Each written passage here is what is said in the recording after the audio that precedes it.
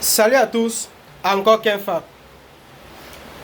Je répète très fréquemment que le détournement de fonds publics, le tribalisme, la corruption ou même le terrorisme ne sont rien d'autre que les conséquences de l'impérialisme. Je sais que beaucoup de personnes auront la peine à me comprendre, mais je vais prendre un exemple simple. Je vais parler un peu des détournements de fonds publics et essayer de vous faire comprendre en quoi c'est une conséquence de l'impérialisme.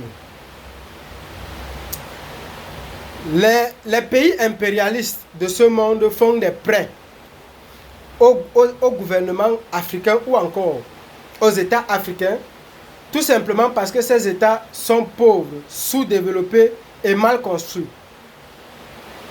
Et ces prêts ne sont récupérés que à travers les ressources minières africaines, avec surtout l'or. Nous avons un exemple simple.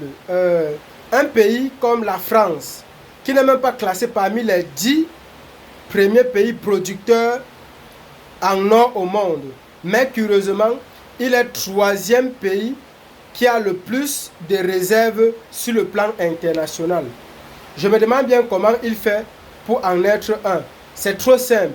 C'est à travers les prêts qu'il fait à certains pays d'Afrique, notamment le Mali, le Burkina Faso, le Cameroun, la Côte d'Ivoire et consorts, le Tchad, la Centrafrique.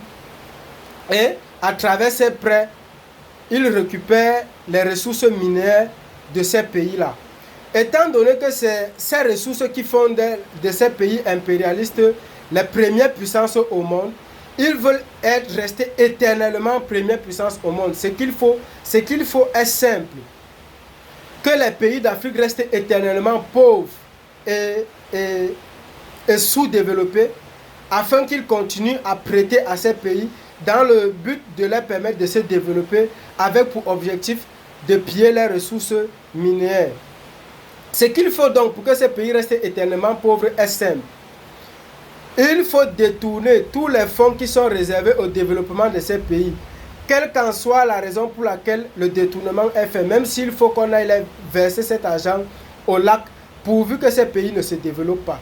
Quand dans un pays comme le Cameroun, on peut se rendre compte que dans la propriété d'un ministre, on peut découvrir des milliards et des milliards en francs CFA, en dollars et en euros, stockés dans le domicile d'un ministre, et qu'il est prêt à les détruire ou même à les brûler, quitte à ce que ça n'arrive pas entre les mains des autorités compétentes. Ce n'est pas parce qu'il veut s'enrichir, mais c'est tout simplement parce qu'il ne veut pas que cet argent profite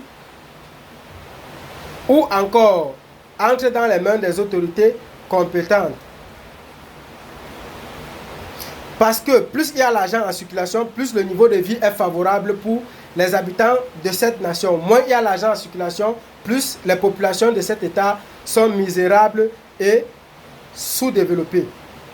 Cette comparaison, vous pouvez le faire avec le tribalisme, avec la corruption, avec le terrorisme, si vous utilisez un tant soit peu votre imagination. Et je tiens à vous rappeler ici que lutter contre les conséquences, c'est justifier la cause. Parce que plus vous allez détruire les conséquences, plus la cause va en produire d'autres. Mais par contre, si vous arrivez à éradiquer la cause, les conséquences disparaissent avec. Merci beaucoup et à très bientôt.